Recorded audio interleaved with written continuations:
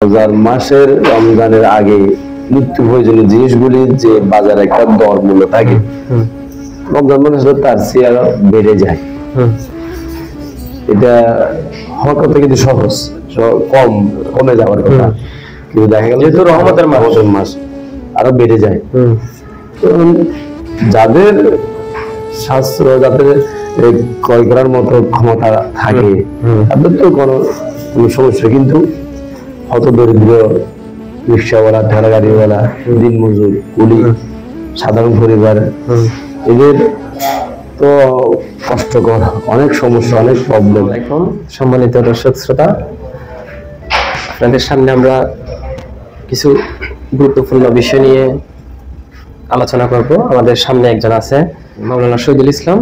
উনি আমাদের সামনে সরাসরি কিছু গুরুত্বপূর্ণ কথা তুলে ধরবে। তো আমরা এখন ওনার পরিচয় জানতে চেষ্টা করব। আসসালামু আলাইকুম ওয়া রাহমাতুল্লাহি ওয়া বারাকাতুহু। আমি মোহাম্মদ শহীদুল আলম, পেশায় একজন ইমাম, দিনী খেদমতে আছি। আচ্ছা, ওনার পরিচয়টা জানতে পারলেন। তো আমরা এই বর্তমান প্রেক্ষাপটে আমরা দেখছি সামনে আমাদের রোজার মাস আসছে, নিত্য প্রয়োজনীয় দ্রব্যমূল্যের অনেকে বলছে দাম বৃদ্ধি পাচ্ছে, অনেকে বলছে দাম কমের দিকে আছে। তো এই বিষয়ে ওনার কাছ থেকে কিছু জানতে চেষ্টা করবো। তো আপনি তো ইমামতি করেন, আমাদের জানা মতে ইমামদের সর্বনিম্ন বাংলাদেশের মধ্যে স্যালারি সর্বনিম্ন আপনার হয়তো 5-6-7 হাজার টাকা এরকম স্যালারি হবে। এরকম স্যালারি দিয়ে আপনার ফ্যামিলি চালাইতে অনেক কষ্ট হয়ে যায়। তারপরে এখন বর্তমান বাংলাদেশের প্রেক্ষাপট তেমন ভালো না। আপনার পরিবার চলতে কিরকম পরিস্থিতির মধ্যে যাচ্ছেন, হিমশিম নিয়ে, পরিবার নিয়ে, ভবিষ্যৎ নিয়ে, সবাইকে নিয়ে কি চিন্তা ভাবনা, আপনার কি অ্যানালাইসিস, কি চিন্তা ভাবনা করছেন, সবার উদ্দেশ্য যদি একটু বলতেন।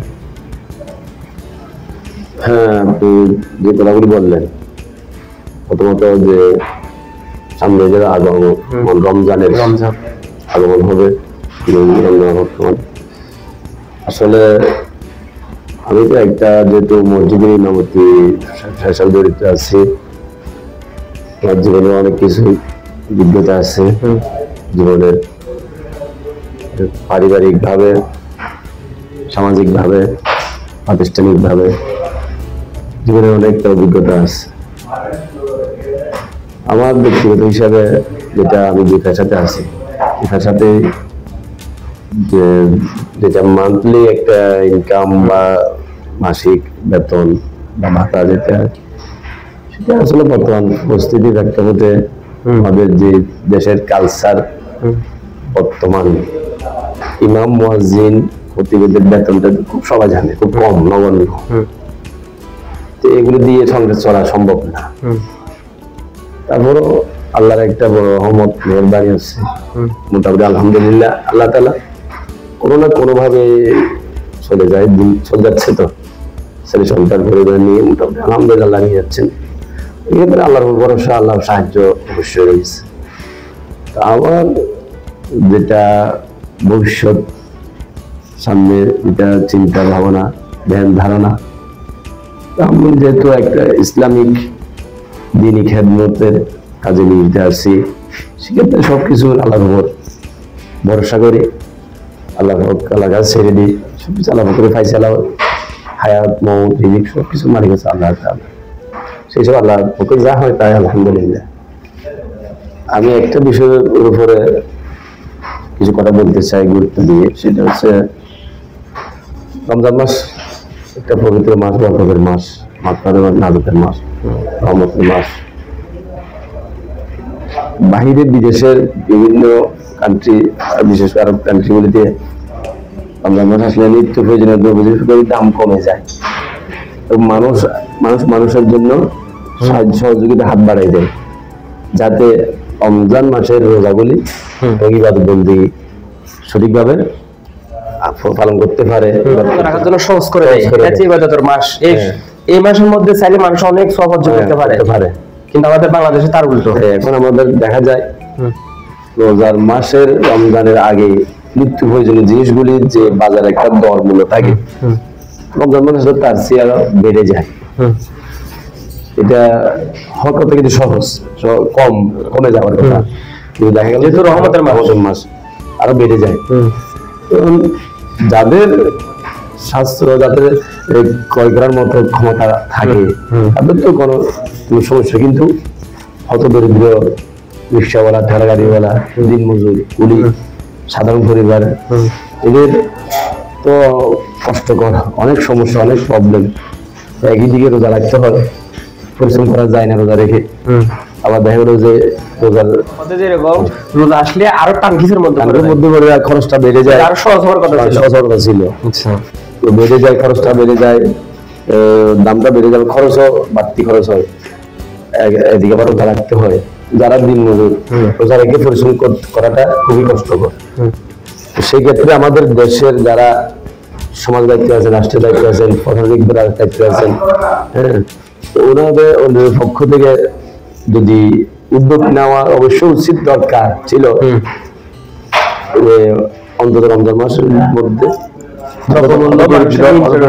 যারা গরিব শ্রেণীর মানুষের, যাতে তারা রোজাগুলি সঠিকভাবে ইবাদতবন্দি করতে পারে, রাখতে পারে, পরিবার নিয়ে যাতে শান্তিভাবে সহজভাবে যেন ইবাদতবন্দি গুলো তারা পালন করতে পারে। এবং রোজার শেষে যে ঈদটা আসে, ঈদের যে মানুষের একটা নতুন পোশাক, নতুন জামা, সবার একটা অধিকার, আকাঙ্ক্ষা অবশ্যই রয়েছে।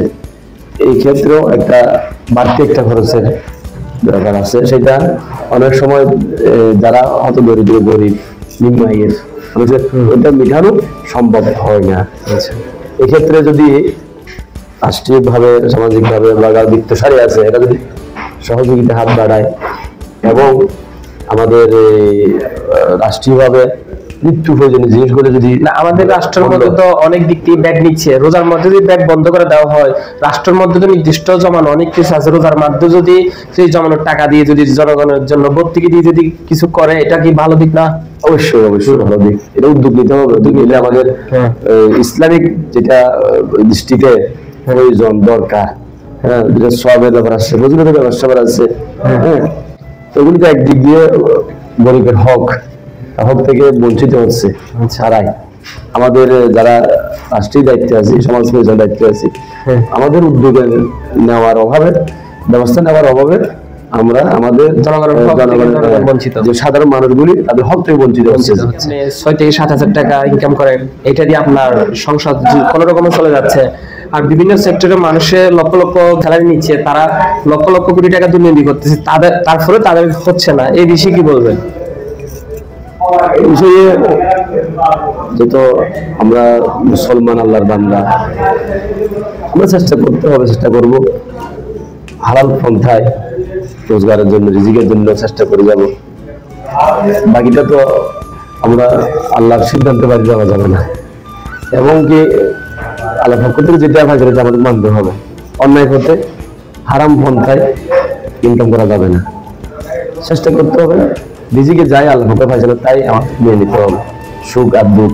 হ্যাঁ, এখন যেটা হিমশিম খায়, কিছু করার নাই এখানে। আচ্ছা, বর্তমানে বাংলাদেশের প্রেক্ষাপট অনুযায়ী জনগণকে কি বলার আছে আপনার? জনগণ বলতেছে এখন দেশ কোথায় যাচ্ছে, দেশ কি হবে, ভবিষ্যৎ কি হবে, দ্রব্যমূল্য বাড়বে নাকি রোজার মধ্যে কমবে, আর বিভিন্ন আনুষঙ্গিক নানা বিষয়ে জনগণ অনেক কিছু বলতেছে। এই বিষয়ে আপনার কি মন্তব্য আছে? ভালো একটা মেসেজ দেওয়ার মতো কি মন্তব্য আছে?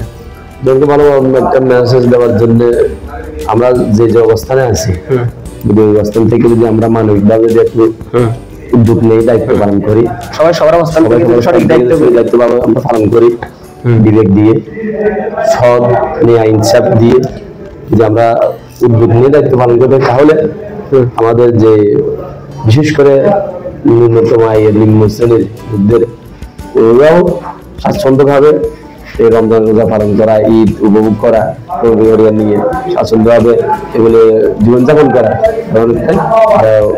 ভালো হবে এবং কল্যাণ হবে, উপকৃত হবে।